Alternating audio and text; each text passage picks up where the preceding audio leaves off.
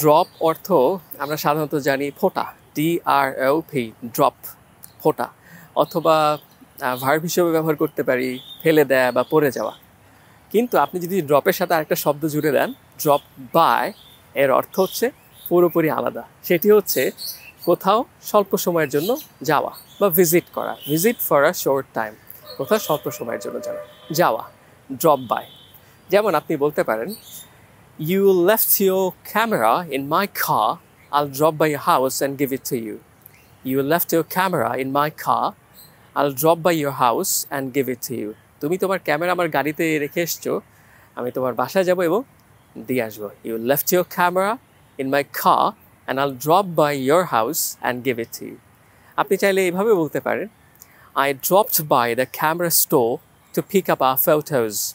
I dropped by the camera store to pick up our photos. তাহলে যে জিনিসটা আজকে আমরা শিখলাম, ড্রপ অর্থ হচ্ছে ফোঁটা অথবা ফেলে দেয়া বা পড়ে যাওয়া, কিন্তু ড্রপ বাই অর্থ হচ্ছে কোথাও স্বল্প সময়ের জন্য যাওয়া। আশা করি ভিডিওটি ভালো লাগছে।